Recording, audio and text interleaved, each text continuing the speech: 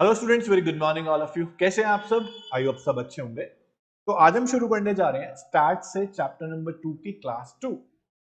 Chapter 2 हमने last class में शुरू किया था। लास्ट क्लास में हम लोगों ने क्या पढ़ा चैप्टर नंबर 2 में, आपको याद दिला देता हूं। तो सबसे पहले हमने पढ़ा था कि हम जब कलेक्शन ऑफ डेटा करते हैं तो उसके सोर्स कितने होते हैं। तो हमने देखा कि दो सोर्स थे, primary source and secondary source. Data भी दो टाइप का था, primary data and secondary data. दोनों का डिफरेंस भी हम लोगों ने पढ़ा। और फिर हमने देखा कि प्राइमरी डेटा जो है उसको कलेक्ट करने के मेथड्स कितने। तो हमने चार मेथड्स पढ़े थे। सबसे पहले मेथड पढ़ा था हम डायरेक्ट पर्सनल इन्वेस्टिगेशन। दूसरा हमने पढ़ा इनडायरेक्ट ओरल इन्वेस्टिगेशन मेथड। तीसरा हमने पढ़ा इंफॉर्मेशन थ्रू लोकल सोर्सेज और कॉरेस्पॉन्डेंट्स। चौथा हमने पढ़ा क्वेश्चनियर मेथड या फिर एन्यूमरेटर मेथड। क्वेश्चनियर मेथड के अंदर दो बेसिकली सब पार्ट्स थे, एक मेलिंग मेथड और एक एन्यूमरेटर।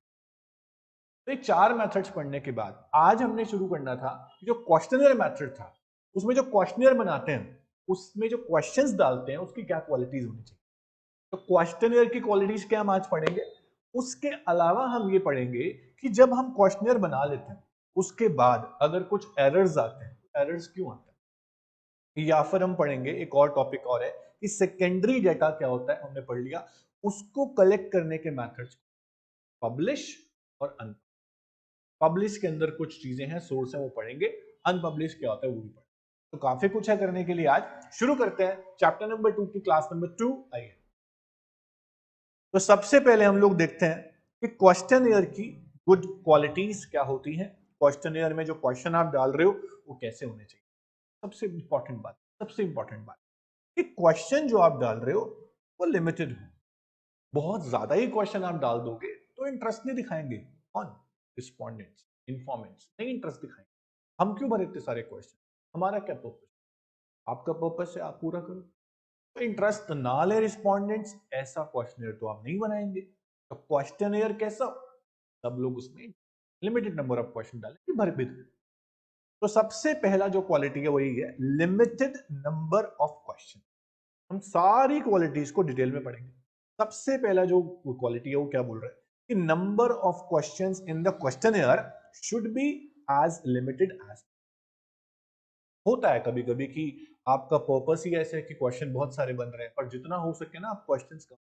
तो questions should be only relating to the purpose of inquiry. Extra unrelated questions आप उनसे ना, उनको लगेगा कि पर्पस कुछ और है, पूछ कर है, मैं क्यों भरूं उसका।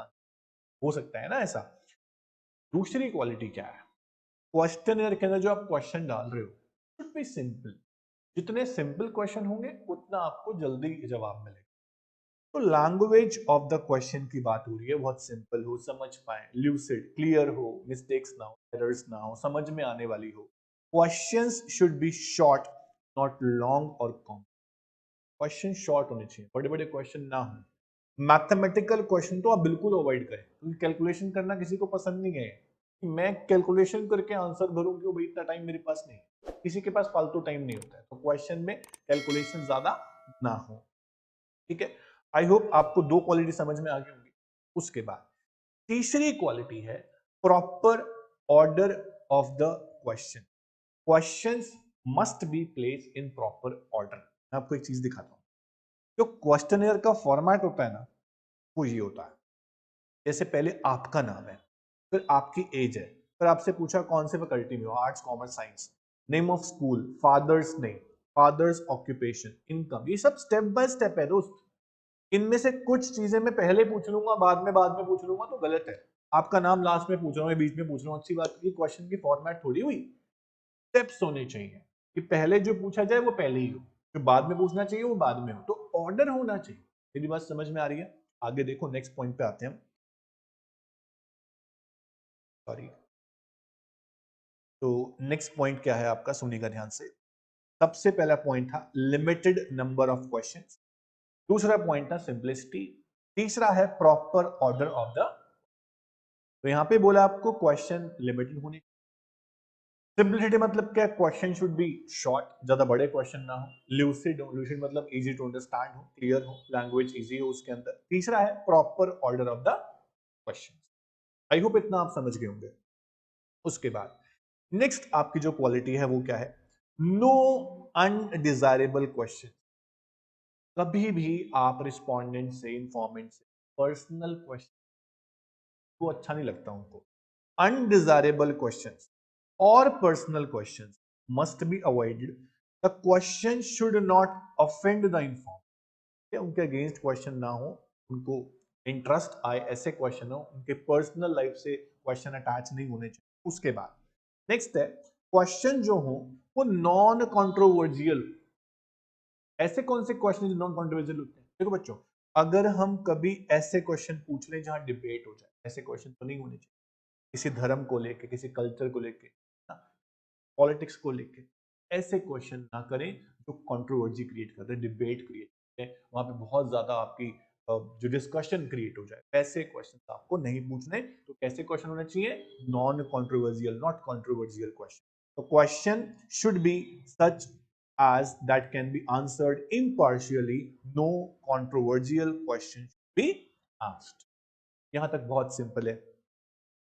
अब जो नेक्स्ट क्वेश्चन की क्वालिटी है वो क्या है? कैलकुलेशन। आप समझ गए होंगे, क्वेश्चन में ऐसे क्वेश्चन कभी ना हो जब बहुत ज्यादा कैलकुलेशन इन्फॉर्मेंट्स को करनी पड़े। तो questions involving calculations by the respondents must be avoided. Investigator himself should do the calculation. Job ये एन्यूमरेटर्स किस लिए होते हैं? इसीलिए तो होते हैं। एन्यूमरेटर्स समझते हो ना कौन होते हैं? रास्ता से बताया था मैंने। एन्यूमरेटर्स वो हैं जो क्वेश्चन को फिल कराने में मदद कर रहे हैं, खुद भर रहे हैं क्वेश्चन पूछ के। तो वो लोग ट्रेन है, उनसे उनसे कैलकुलेशन करें, खुद कैलकुलेशन ना करें। इन्फॉर्मेशन उनको अच्छा नहीं लगे वो भरेंगे नहीं।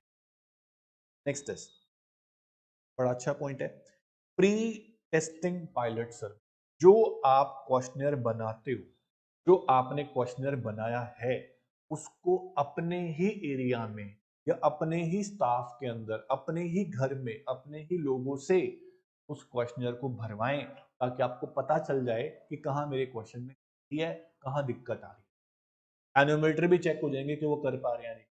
कौन सी इंस्ट्रक्शन हमें देनी है आगे इन्फॉर्मेंट्स को, अगर क्वेश्चन में कौन से क्वेश्चन हटाए जाए, कौन से डाले जाए, सब पता चल जाए। तो प्री टेस्टिंग पायलट सर्वे, पहले से क्वेश्चनर को खुद पे चेक कर लेना, अपने आसपास के स्मॉल सर्कल में चेक कर लेना, फिर आगे फाइनल डिसीजन। तो some question we ask from the informants on trial basis. If their answers involve some difficulty, उसको हम फिर reframe करते हैं। Such testing is technically called pilots. Pre-testing pilot survey हम पढ़ेंगे आगे, अभी आएगा डिटेल। आपको बात समझ में आ रही है मेरी? यहाँ तक क्लियर है आपको? उसके बाद next is instructions. Questionnaire fill कराते वक्त कुछ क्वेश्चंस ऐसे होते हैं जहां पे इंस्ट्रक्शंस देनी पड़ती है इन्वेस्टिगेटर को, एन्यूमरेटर। तो इंस्ट्रक्शन जरूर दें ताकि उनको हेल्प हो जाए जो लोग क्वेश्चन को फिल कर रहे हैं। तो a questioner must show clear instructions for filling the form. Form कैसे भरना है, कैपिटल लेटर में, स्मॉल लेटर में, ब्लैक पेंसिल, ब्लू पेंसिल, सब इंस्ट्रक्शंस होती हैं। रिक्वेस्ट टू रिटर्न भी होती है कि आपको वापस कहाँ करना है ना। सारे क्वेश्चन कंपलसरी हैं फिल करने, फिल करें आप, ऐसे रिक्वेस्ट डाल सकते हैं। और क्रॉस वेरिफिकेशन, हो सके तो आपके क्वेश्चन ऐसे हों जहां आपकी क्रॉस वेरिफिकेशन हो। आपको कुछ चीजें मान लो पहले से पता होती है, पर आप कंफर्म नहीं होते, तो वही क्वेश्चन आप क्वेश्चन में डाल दो और उनके आंसर से आप कंफर्म हो जाओगे कि हाँ मेरी चीजें या गलत। तो क्रॉस वेरिफिकेशन वाले क्वेश्चन भी आप इसमें डाल सकते हैं, बहुत हेल्प मिलती है। तो सच questions may be asked which help in cross verification. अब सबसे अच्छा पॉइंट है रिक्वेस्ट फॉर रिटर्न। आपने क्वेश्चनर तो भरवा लिया, आपने रिक्वेस्ट नहीं डाली रिटर्न करने की, अब घर ले जाएंगे क्वेश्चनर तो आप कहाँ जाओगे फिर? तो रिक्वेस्ट डालनी पड़ेगी रिटर्न की कि आपको वापस क्वेश्चनर फिर मुझे देना है, कहाँ देना है, किसको देना है, सब लिखा जाएगा। तो request should be made to respondent, और ये बताया जाए कि आपने जो इन्फॉर्मेशन भरी है वो सीक्रेट रखी जाएगी, उसको पब्लिश नहीं किया जाएगा। कई लोग सोचते हैं कि मेरे आंसर पब्लिश नहीं होने। So request should be made to the respondents to return the questionnaire completed in all respects. खाली ना दें. The informant must be assured that information conveyed by him will be treated as confidential. ये चीजें आप उनको बताएं तभी वो आपको भर के पूरा क्वेश्चन देंगे। क्वेश्चनियर की क्वालिटीज ये होनी चाहिए। अगर ऐसी क्वालिटीज आपके क्वेश्चनियर में है तो उससे अच्छा क्वेश्चनियर नहीं हो सकता। क्वेश्चनियर कैसा होता है ये आप देख सकते हो आपके सामने। इसके बाद what is pre testing pilot survey, मैंने कहा था ये चीज आएगी आगे अभी। तो प्री टेस्टिंग पायलट सर्वे क्या होता है, सुनिएगा ध्यान से। मैंने बताया आपको कि क्वेश्चनर आपने बना लिया, उसको आप स्मॉल स्केल पे सैंपल ऑफ यूनिवर्स से, कुछ लोगों से, 5-7 लोगों से, आपको पता चल जाएगा कहाँ दिक्कत है आपके क्वेश्चनर में। डिटेल में पढ़ते हैं कि क्या लिखा हुआ है। यानी कि it refers to a try out survey, try कर रहे हैं आप, एक बार देख रहे हैं, चेक कर रहे हैं अपने questionnaire, covering a very small sample of universe of your study. Final अपने एरिया ऑफ स्टडी में जाने से पहले आप पहले से क्वेश्चन को चेक करें, टेस्टिंग पायलट सर्वे करवा के। तो this is sort of pre testing of your question. This help you to assess quality of your questions. Respondent जवाब देंगे या नहीं देंगे, वो सॉल्व कर पाएंगे नहीं कर पाएंगे, अकॉर्डिंगली आपको एडवांस में पता लग जाएगा कि आपके क्वेश्चनर में क्या शॉर्टकमिंग्स हैं या क्या ड्रॉबैक्स, क्या चेंज आपको करने पड़ सकते हैं फाइनल सर्वे करने से पहले। इसलिए आपको प्री टेस्टिंग पायलट सर्वे कर लेना अच्छी बात है, कर लेना चाहिए, बाद में दिक्कतें कम होंगी ना फिर। तो अगर आपसे पूछते हैं कि प्री टेस्टिंग पायलट सर्वे कहां आपकी मदद करते हैं, तो आप क्या बोलेंगे कि एक तो हमारे क्वेश्चन की क्वालिटी पता चल जाती है कि क्वेश्चन हमारे सूटेबल है भी या नहीं, उनकी क्वालिटी कैसी है, पूछने चाहिए या नहीं पूछने चाहिए। आपको परफॉर्मेंस पता लग जाएगी कि एनुमरेटर्स जो है, जो अपने ट्रेंड किए हैं, वो लोग भरवा पा रहे हैं क्वेश्चन के आंसर या नहीं, ऐसे ट्रेन कर दी हमने, उसकी क्वालिटी पता चल जाएगी, परफॉर्मेंस पता चल जाएगी।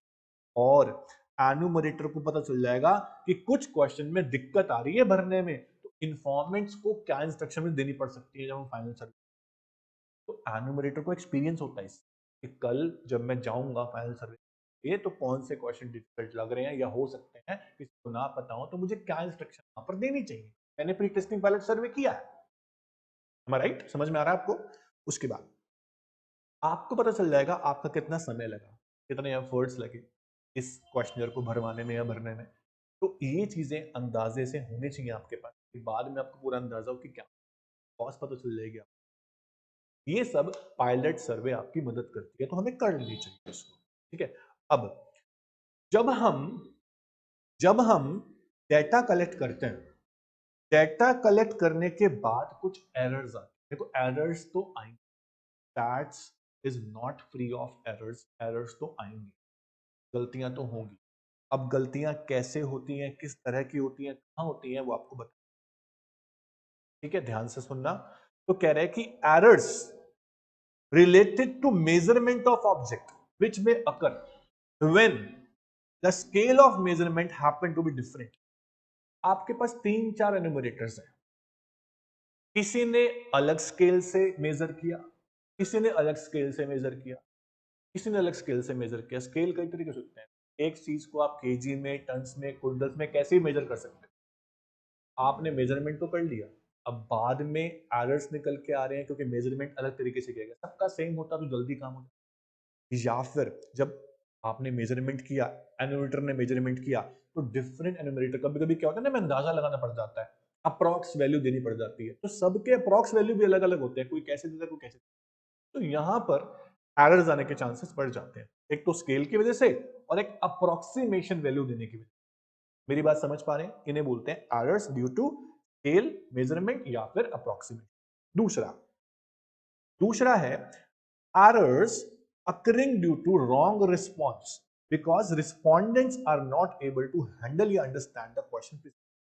आपने जो क्वेश्चनर बनाया है उसमें कुछ क्वेश्चन ऐसे हैं जो रिस्पोंडेंट समझ नहीं, उनको हैंडल नहीं कर, और एनोमेटर ने मदद वहां पर नहीं की है या फिर तो वहां आप क्या पता गलत फिर इंफॉर्मेशन भर दें, उनको जो समझ में आ रहा है वो तो वो लिखेंगे ना, तो वहां आपका एरर आ रही है। बात समझ।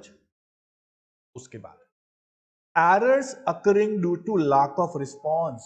कई बार क्या होता है कि लोग रिस्पॉन्ड नहीं करते हैं, क्वेश्चन कॉम्प्लेक्स था, कैलकुलेशंस थी या कोई दिक्कत थी, तो तब भी हमारे कलेक्शन डेटा में एरर्स। उसके अलावा जब कैलकुलेशन हो या रिस्पोंडेंट जो है कैलकुलेशन उन्होंने कर भी दी चलो, पर कैलकुलेशन गलत हो गई, मिस कैलकुलेशन होगी, तो भी एरर आ जाएगा। या फिर सबसे बड़ी बात, कम्युनिकेशन गैप, ये तो बहुत दिक्कत क्रिएट कर देता है। Communication gap between एनुमरेटर and respondent, investigator और इंफॉर्मेंट के बीच अगर कम्युनिकेशन गैप आ गया तो भी एरर आने के पूरे पूरे चांसेस क्योंकि हमने पूरी इंफॉर्मेशन या तो सुनी नहीं या रिकॉर्ड नहीं की, तो ये दिक्कतें आए, कम्युनिकेशन गैप आ सकता है, उससे एरर्स ऑब्वियस। ठीक है, तो ये क्वेश्चन क्या बनेगा इसका कि what are the types of errors in collection of data, ये आपको आंसर ये लिखना है। ठीक है, 3-4 मार्क्स में आएगा तो ये आप लिख सकते हैं। उसके बाद नेक्स्ट है collection of secondary data. Congratulations, आपने प्राइमरी डेटा कंप्लीट कर लिया है, प्राइमरी डेटा के चारों मेथड्स कंप्लीट कर लिए हैं, आपने क्वेश्चनियर की क्वालिटीज भी कर ली हैं और आपने एरर्स किस तरह के होते हैं वो भी देख लिया। अब हम जा रहे हैं सेकेंडरी डेटा पे। एक बार याद करो सेकेंडरी डेटा क्या था। सेकेंडरी डेटा वो था जो हमें सोर्स ऑफ ओरिजिन से नहीं मिल रहा है, किसी के पास ऑलरेडी एग्जिस्टेंस में है वहां से मिल रहा है और वो सेकंड हैंड डेटा वो इससे पहले से कलेक्ट कर चुका है और यूज कर चुका है अपने पर, फिर हम वहां हमें मॉडिफिकेशन करनी पड़ सकती है क्योंकि सेकेंडरी डेटा है। तो सेकेंडरी डेटा आप कहां से कलेक्ट कर सकते हो, उसके सोर्स क्या है। सेकेंडरी डेटा कलेक्ट करने के दो सोर्स है दोस्त, पब्लिश सोर्स और अनपब्लिश। कई बार क्या होता है ना, आप डेटा इकट्ठा करते हो, मैगजीन में से ले लेते हो, वेबसाइट से ले लेते हो, न्यूज़पेपर से ले लेते हो, किसी एजेंसी से ले आते हो, सब पब्लिश सोर्स है। उन्होंने डेटा पब्लिश किया हुआ है तभी तो आप लेके आ पा रहे हो। सेकेंडरी डेटा अनपब्लिश सोर्स के पास भी हो सकता है। अनपब्लिश सोर्स मतलब मान लो बेटा गवर्नमेंट ने डेटा कलेक्ट किया और अपने पास रख लिया, पब्लिश नहीं किया, कलेक्ट कर लिया अपने पास रख लिया, पब्लिश नहीं किया, है तो सेकेंडरी, गवर्नमेंट कलेक्ट कर चुकी है, हो सकता है यूज भी कर चुकी हो और उसे पब्लिश नहीं करती उस डेटा को, क्योंकि वो सेल्फ पर्पस के लिए, सेल्फ रिकॉर्ड के लिए पब्लिश नहीं कर सकते। रहेगा तो सेकेंडरी, यूज भी हो चुका है, गवर्नमेंट कलेक्ट भी कर चुकी। मेरी बात समझ में आ रही है आपको। तो पब्लिश सोर्स, अनपब्लिश सोर्स, दोनों के दोनों सेकेंडरी डेटा के सोर्सेज हैं। पहले हम पढ़ेंगे पब्लिश सोर्स, फिर हम पढ़ेंगे अनपब्लिश सोर्स। ओके, चलो तो पहले आते हैं पब्लिश सोर्सेज। पब्लिश सोर्सेज मतलब गवर्नमेंट की पब्लिकेशंस, कुछ न्यूज़पेपर्स या सेमी गवर्नमेंट पब्लिकेशन या reports of committees and commissions, publication of trade association, सब मैगजीन के रूप में आते हैं। मैगजीन होगी, गैजेटे हो गया, न्यूज़पेपर हो गया, ये सब उनकी बातें हो रही है, तो वो सब आपको मार्केट में मिलती हैं। पब्लिकेशंस ऑफ रिसर्च इंस्टीट्यूशंस या फिर न्यूज़पेपर, जर्नल एंड पेपर मतलब newspapers, publication of research scholars, international publication, ये सारी पब्लिकेशंस पब्लिश ही तो है, कुछ मैगजीन के रूप में, कुछ न्यूज़पेपर के रूप में, कुछ अपनी ऑफिशियल गैजेटे के रूप में। तो ये सब आपको मार्केट से मिलती है, खरीद सकते हो इनको। इन सब में डेटा अवेलेबल है जो आपको चाहिए, पर है सेकेंडरी क्योंकि ऑलरेडी कलेक्ट कर चुके हैं, हो सकता है यूज भी कर चुके हैं, ऑब्वियसली बात है यूज कर चुके हो। तो आपको इनके नेम्स याद रखने। गवर्नमेंट पब्लिकेशन में क्या क्या आता है एक बार मैं पढ़ रहा हूं, आपको ध्यान से सुनना और अंडरलाइन करना। गवर्नमेंट पब्लिकेशन में देखो, गवर्नमेंट की बहुत सारी मिनिस्ट्री है, सेंट्रल गवर्नमेंट की भी, स्टेट गवर्नमेंट की भी, उनकी पब्लिकेशंस बहुत सारी होंगी। Ministry of central and state government in India publish variety of statistical routine activity में करते रहते हैं पब्लिश। तो उनके कुछ नाम है, तो वो क्या है, statistical abstract of India SAI, annual survey of industries and agriculture statistical of India, report on currency and banking, labour gadget है, रिजर्व बैंक ऑफ इंडिया की खुद की मैगजीन आती है, गवर्नमेंट पब्लिश करती है उसको, ये सब अवेलेबल है मार्केट में। तो गवर्नमेंट पब्लिकेशन के नाम क्या है ये आपको याद करने हैं, मैंने 4-5 नाम। सेमी गवर्नमेंट पब्लिकेशंस में कौन कौन सी पब्लिकेशंस आती हैं, म्यूनिसिपैलिटीज, मेट्रोपॉलिटन काउंसिल्स, ये सब एजुकेशन पे, हेल्थ पे, बर्थ रेट, डेथ रेट, अगर आप अपने आसपास एरिया में देखो तो कमेटी मिलेगी आपको, नगर निगम बोलते हैं, वहां आप जाओगे आपको डेटा मिल सकता है, तो सेकेंडरी है, वहां से आप कलेक्ट कर सकते हो, ये सब सेमी गवर्नमेंट पब्लिकेशन। उसके अलावा अगर आप देखें तो reports of committee and commission, जैसे कि फाइनेंस कमीशन है, मोनोपोलिस कमीशन है, प्लानिंग कमीशन तो खैर अबॉलिश हो चुकी है अब, तो इन सब कमीशन के पास अपना अपना डेटा होता है इकोनॉमी को लेकर, वो भी आप कलेक्ट कर सकते हो, आप कुछ प्रोजेक्ट तैयार। ये भी कौन है, रिपोर्ट्स एंड कमिटीज की अपनी पब्लिकेशन जो पब्लिश हो चुके हैं, तो पब्लिश सोर्स, यूज कर चुके हैं, डेटा को कलेक्ट भी कर चुके हैं। उसके अलावा कुछ एसोसिएशन जो ट्रेड एसोसिएशन है, ट्रेड करते हैं, एक्सपोर्ट इंपोर्ट करती है, शुगर मिल, क्लोथ मिल, ये सब, इनसे डेटा कलेक्ट करना है इनका आपको। Iron and steel corporation of India, ऐसे कुछ एसोसिएशन है। Some of the big Trade associations, through their statistical and research divisions, collect and publish data on various aspects of trade.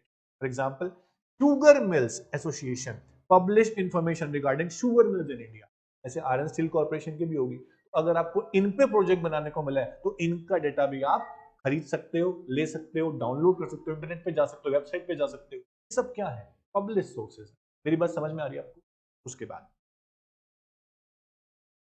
Publication of research institution. कुछ institution ऐसी हैं जो research करती हैं, जैसे एग्रीकल्चर रिसर्च इंस्टीट्यूशन, है ना? तो रिसर्च इंस्टीट्यूशन भी अपना डेटा पब्लिश करती रहती है।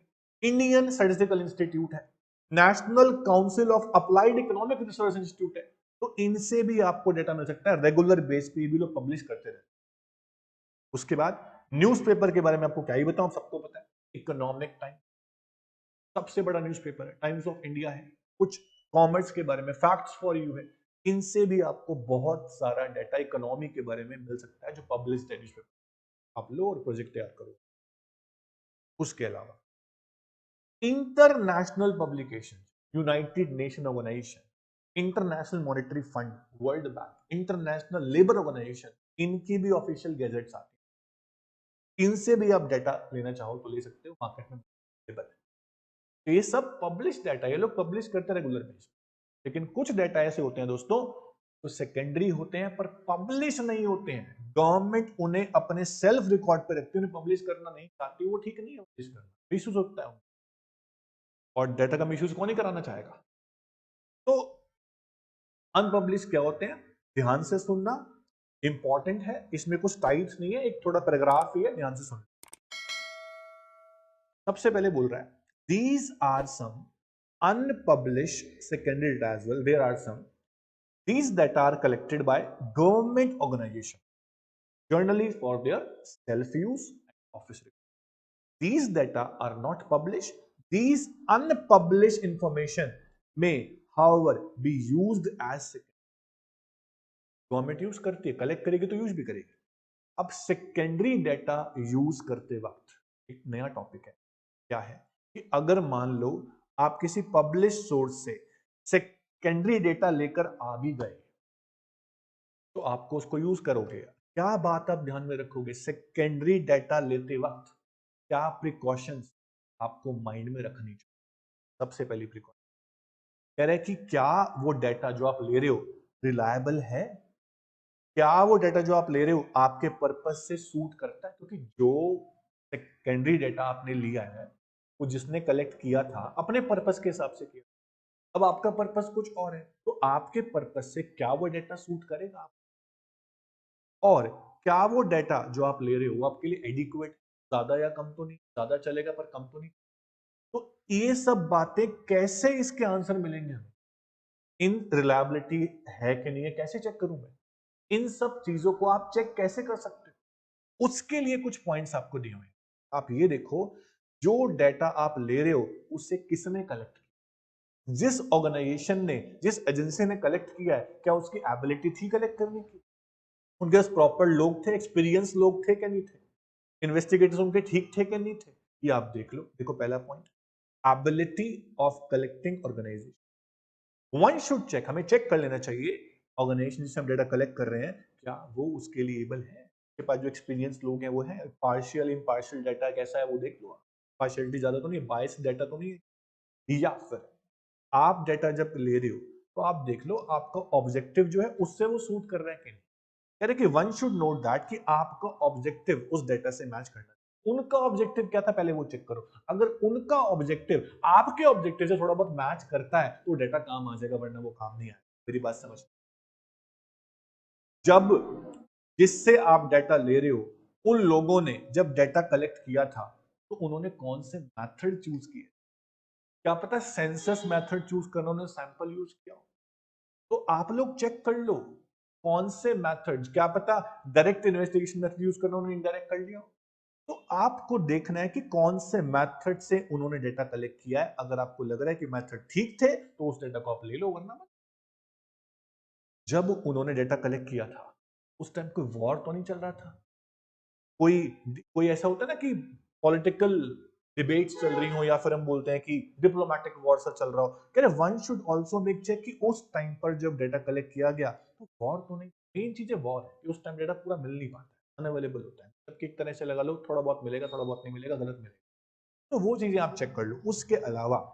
उसके अलावा जो डाटा आपने इकट्ठा किया है उसका जो स्केल है, मेजरिंग स्केल, उसकी यूनिट क्या है, वो टन्स में है, केजी में है, आपको किस में चाहिए और वो किस में, अगर वो जिसमें भी है क्या उसको आप कन्वर्ट इजीली कर पाएंगे अपने हिसाब, वो आप देख लो, आप कन्वर्ट कर पाएंगे ठीक है, नहीं कर पाएंगे तो आप छोड़ दो, कहीं और से देखो।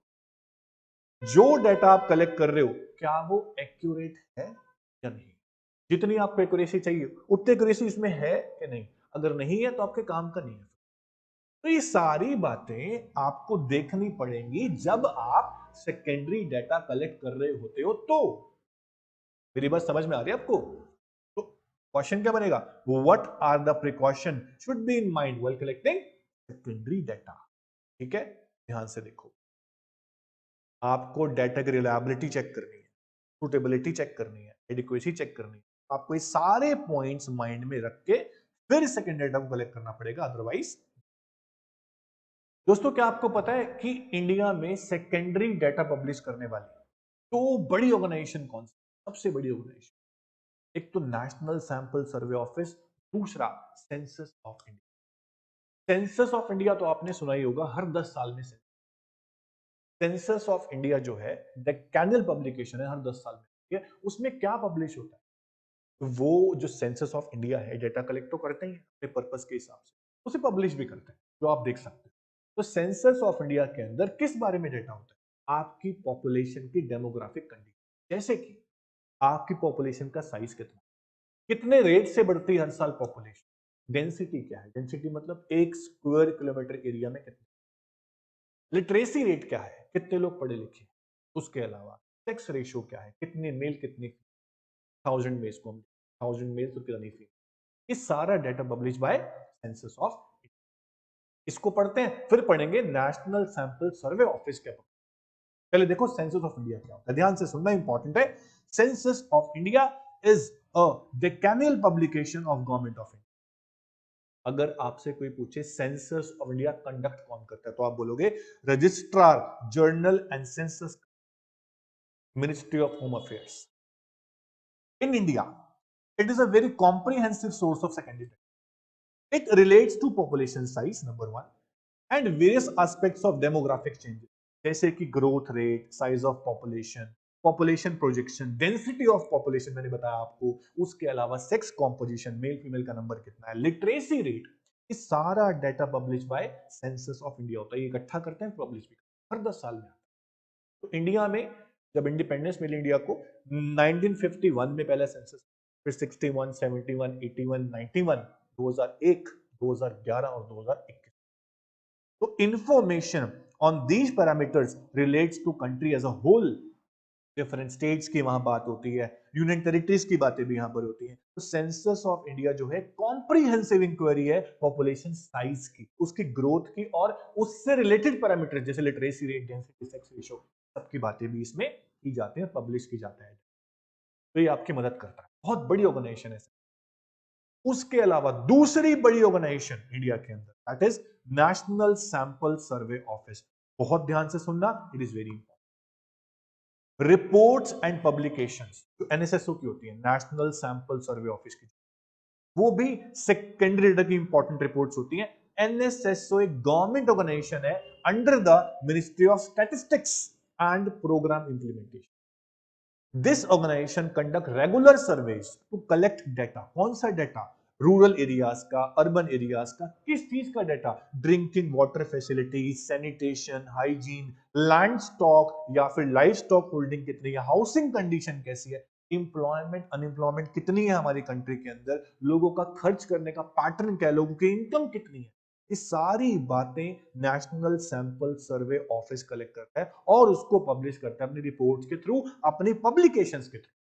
तो statistical data collected by NSSO are released through quarterly journal, हर क्वार्टर में आती है, कॉल्ड सर्वेक्षण, इसका नाम है, आप सर्च कर सकते हो, popularly known as NSSO report. इसमें क्या क्या होता है, लैंड होल्डिंग्स कितनी कितनी है, फार्मर्स के पास कितना piece of, livestock holdings कितनी है, हाउसिंग कंडीशन क्या, कितने लोग गांव से शहर में मूव करते हैं अपने काम करने के लिए, जॉब ढूंढने के लिए, एम्प्लॉयमेंट अनएम्प्लॉयमेंट कितनी है, गांव में कितनी है, हमारी कंट्री में लोगों के खर्च करने का पैटर्न कैसा है, इनकम कैसी है, क्या इनकम, वो सब भी एनएसएसओ ही कलेक्ट करता है और फिर पब्लिश करता है। Very very important. तो unlike census of India, report and publication of NSSO भी इंपॉर्टेंट पार्ट है, कॉम्प्रिहेंसिव स्टडी है, कॉम्प्रिहेंसिव डेटा आपको यहां से मिल जाता है बहुत। तो important agencies at the national level जो है वो कौन कौन सी है, एक तो एनएसएसओ हो गया, RGI registered general of India हो गया, DGCIS directorate general of commercial intelligence and statistics and labour bureau, ये बड़ी बड़ी ऑर्गेनाइजेशन है जो आपको नेशनल लेवल पे डाटा इकट्ठा करके देती है, तो ये आपको पता होना चाहिए। तो कलेक्शन ऑफ डेटा कैसे कैसे होता है आपको समझ में आ गया होगा आज। प्राइमरी डेटा कलेक्ट कैसे करते हैं, 4 मेथड पढ़े थे। सेकेंडरी डेटा के सोर्स कौन से हैं, पब्लिश अनपब्लिश। पब्लिश सोर्स के अंदर कौन कौन से हमने कंपोनेंट्स पढ़े हैं, जैसे newspaper, journals, reports, publication, government publication, semi government publication, सब पढ़ा। उसके अलावा हमने पढ़ा एनएसएसओ सबसे इंपॉर्टेंट, और हमने सेंसस ऑफ इंडिया के बारे में पढ़ा, ये क्या इकट्ठा, कॉम्प्रिहेंसिव स्टडी, बहुत बड़ी ऑर्गेनाइजेशन। तो इस चैप्टर को प्रॉपर लर्निंग चैप्टर है, थ्योरेटिकल चैप्टर है, अच्छे से करना, लर्न करना, समझना, बार बार लर्न करना, एग्जाम में क्वेश्चन पक्का यहाँ से आता, टिप्स पे होना चाहिए आपको ये चैप्टर, चैप्टर नंबर 1 2 3 4 यहाँ तक ऑलमोस्ट, फिर आपका थोड़ा प्रैक्टिकल पोर्शन 5 तक भी मैं बोलता हूँ थ्योरी है। तो अच्छे से करो ये चैप्टर्स, जितना इंपॉर्टेंट प्रैक्टिकल है उतनी इंपॉर्टेंट थ्योरी। नए चैप्टर्स करते रहेंगे आगे, नेक्स्ट चैप्टर पे, चैप्टर नंबर 3 पे आएंगे हम। ठीक है बच्चों, तो आज इतना ही करेंगे, चैप्टर खत्म होता है आपका, प्रैक्टिस करो इसकी, क्लास देखो अच्छे से, रिवीजन करो, उसके बाद नेक्स्ट क्लास में मिलते हैं नेक्स्ट चैप्टर के साथ। Thank you so much, take care, all the best.